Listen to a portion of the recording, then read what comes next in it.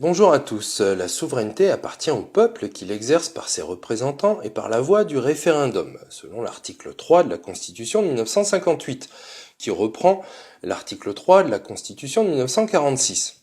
Alors, cet article 3 est très bien écrit. Il n'y a rien à changer, il suffit de le lire correctement, et force est de constater qu'en 70 ans, personne ne l'a lu correctement. Que dit cet article ? Cet article dit que les gouvernants dans notre démocratie n'ont pas le pouvoir souverain, ils n'en ont que l'exercice. Autrement dit, ils sont mandatés par le peuple, ils n'ont pas le droit d'abuser de la souveraineté ou de l'abandonner à d'autres, car elle ne leur appartient pas. Si vous prêtez votre voiture à quelqu'un qui la revend, ça s'appelle du vol. C'est pourtant ce qu'ils ont fait, constamment, c'est ce qu'on va voir, depuis 70 ans. Ils ont signé et ratifié des traités qui portaient clairement en eux une modification assez substantielle de notre contrat social, de notre pacte social, la Constitution, sans jamais penser à demander l'avis des citoyens formant le peuple souverain. Forcément, s'ils nous avaient demandé, on leur aurait répondu « allez vous faire voir ». À quel moment les gouvernants ont-ils oublié de consulter le peuple ? Alors à ceux qui diraient « oui, mais ils ont violé la Constitution, mais ils ont été élus pour ça ». Non. D'abord, le peuple n'a pas été consulté en 1949, 51 et 54. Il s'agissait pourtant de 3 tentatives pour supprimer d'un coup le pacte social français et mettre à la place une constitution européenne, un grand fédéralisme continental. Alors, ce furent des échecs pour diverses raisons sur lesquelles je reviendrai une autre fois. Le peuple n'a pas été consulté également en 1957. Les gouvernants ont signé et ratifié le traité de Rome, tout seuls comme des grands, alors que ce traité était extrêmement pernicieux, méticuleusement conçu pour passer du doigt au bras. Et ça n'a choqué personne. Et j'y reviendrai plus tard. Le peuple n'a pas été consulté en 1973. Le lancement de l'Union économique et monétaire en 1973 a été fait sans consulter le peuple, et en plus par abus de procédure. Ils aiment ça. En violation précisément de l'article 235 du traité de Rome. Ils violent souvent leurs propres règles quand ça les arrange, on verra ça plus tard. De façon identique, ils ne nous ont pas demandé notre avis sur la destruction des 5 leviers du circuit du Trésor, dont 3 par la seule loi du 3 janvier 1973. Les traîtres nous ont volé notre souveraineté monétaire, et je vais y revenir en détail dans la vidéo « La dette illégitime et impayable ». Le peuple n'a pas été consulté en 1986, les gouvernants ont signé et ratifié l'acte unique européen, tout seuls comme des grands, sans demander au peuple, alors même que ce traité préparait la venue du traité de Maastricht et son marché unique. Qu'a-t-il fait ? Ils ont commencé à supprimer les contrôles aux frontières, qui a été effectif cette suppression en 1995 pour créer un grand supermarché. Ils ont aussi préparé la mise en place de l'euro pour supprimer la capacité des États à mener des politiques économiques et monétaires autonomes, ce qu'ils appellent dans leur novlangue harmonisation. Ensuite, le peuple n'a pas été consulté en 1997 et en 2001. Les gouvernants ont signé et ratifié le traité d'Amsterdam et de Nice en catimini pour mettre à jour leurs institutions européennes parasitaires. Le peuple n'a pas été consulté en 2008, les gouvernants ont signé et ratifié le traité de Lisbonne qui nous refourguait sous une autre forme la Constitution européenne, explicitement rejetée par les Français le 29 mai 2005, quand même. Alors là, pour cette violation, c'était particulièrement grossier avec Sarkozy. Mais on va voir dans la vidéo Mitterrand et le coup d'État permanent que 15 ans avant, avec Maastricht, au moins, les élites étaient un petit peu plus subtiles dans leur trahison de malades mentaux. Le peuple n'a pas été consulté également en 2009. Les gouvernants ont recavé les banques en s'endettant encore plus auprès d'elles, sans demander au peuple souverain s'il voulait une souveraineté bancaire. Et c'est à ça que ça se résume, pour qui le comprend. Si l'espace public était libre, c'est la question qu'il aurait fallu poser. Voulez-vous la souveraineté bancaire ? J'y reviendrai.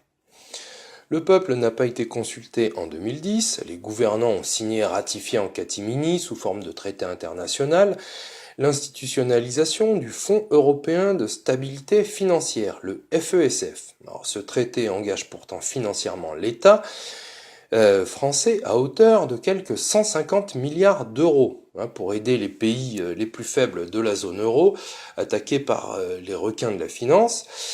Et je précise que c'est normal qu'ils soient attaqués puisque, et c'est dingue, les États se sont portés garants en dernier ressort pour les banques, contrairement à l'Islande. Le peuple n'a pas été consulté en 2011, alors sans qu'on nous demande notre avis, les gouvernants ont accepté la mise en place du six-pack. Je précise pas ce que c'est. Pour surveiller les budgets nationaux de plus près et qui institue un examen annuel de croissance. Si vous voulez, c'est une sorte de coloscopie ultralibérale européenne dans le rectum budgétaire des États nationaux, sous peine de sodomie financière à sec. Ça se résume à ça. En même temps, les gouvernants n'ont pas leur mot à dire avec l'UE, comme on verra, et ils ne l'ont pas parce qu'ils y ont renoncé. Il y a des naïfs pour penser qu'on a le droit de se faire violer une deuxième fois parce qu'on s'est fait violer une première fois, ou une troisième fois parce qu'on s'est fait violer une deuxième fois. Non. Le peuple n'a pas été consulté également en 2012. Les gouvernants ont signé et ratifié en catimini le traité international dénommé MES, Mécanisme européen de stabilité, qui engage lourdement les finances publiques françaises, autant en plus au Parlement le pouvoir de contrôler le budget national en cas de défaut de paiement d'un pays européen, et il reprend le FESF et le MESF, pour ceux qui veulent la technique. L'avantage d'avoir utilisé un traité international par détournement de procédures qui plus est, c'était de contourner les règles européennes de ratification, car dans certains pays, pas la France, le référendum y aurait été obligatoire. Ils n'aiment pas demander l'avis du peuple, les pseudo-démocrates. Les gouvernants ont signé et ratifié un traité international également dénommé TSCG, qui permet de renforcer les contrôles sur les budgets nationaux en instituant ce qu'ils appellent la règle d'or d'équilibre budgétaire, qui n'est qu'un serrage de ceinture collectif pour mettre en place des politiques ultralibérales plus facilement. L'avantage encore d'avoir utilisé ce traité, la forme du traité international, c'était là aussi de contourner les règles européennes de ratification, car dans certains pays, pas la France, le référendum y aurait été obligatoire.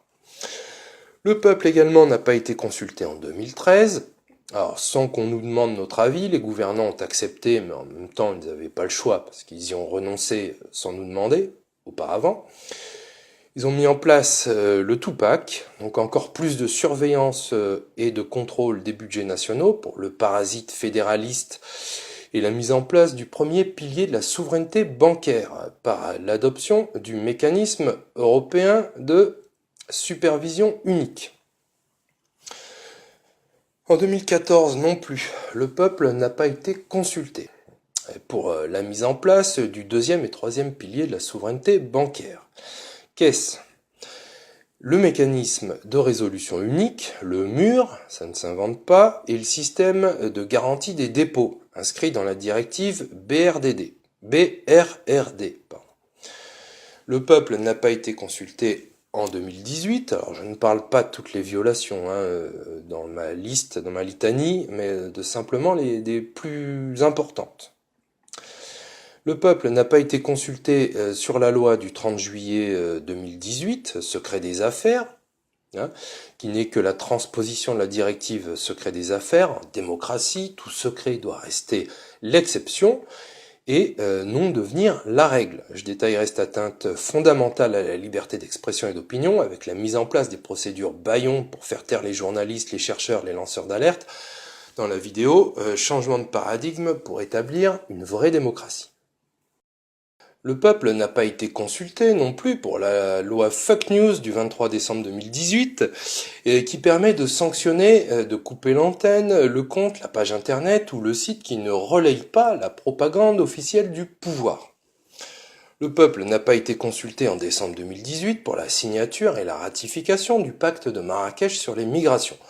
Alors ce que personne ne dit ou n'a compris et qui est pourtant simple, c'est que le but de ce pacte, comme de tous les engagements qu'il met en place pour les années à venir, par la technique du soft law, prémisse à celle de la hard law, et qui n'est que le tout dernier ou l'un des tout derniers coups de marteau portés sur notre contrat social.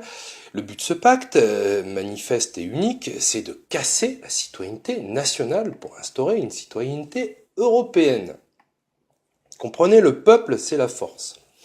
Donc s'ils le cassent, ils ont le champ libre après pour marchandiser tout le vivant, étendre la loi du marché à tout et faire de tous les citoyens des produits consommables à code barre. Le peuple ensuite n'a pas été consulté en 2019. Le peuple donc n'a pas été consulté sur la directive copyright en cours de discussion dans les institutions parasitaires et qui ne sert qu'à verrouiller Internet par le truchement du droit d'auteur et qui peut aller extrêmement loin. Le peuple n'a pas été consulté encore sur le traité d'Aix-la-Chapelle. Alors le président, sans demander l'avis de personne, se croit autorisé à engager la France dans un processus de fusion avec l'Allemagne en prenant l'engagement d'apporter une dot bien garnie sans aucune contrepartie. D'un côté, la France s'engage à terme à ne plus poser qu'une seule moitié de fesses sur son siège au Conseil de sécurité de l'ONU, ou à accepter de larguer la bombe atomique là où l'Allemagne pointera son petit doigt.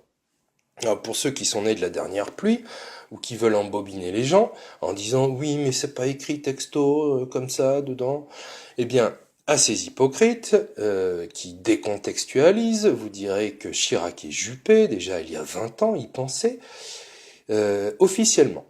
Alors, de l'autre côté, l'Allemagne dans ce traité ne s'engage à rien.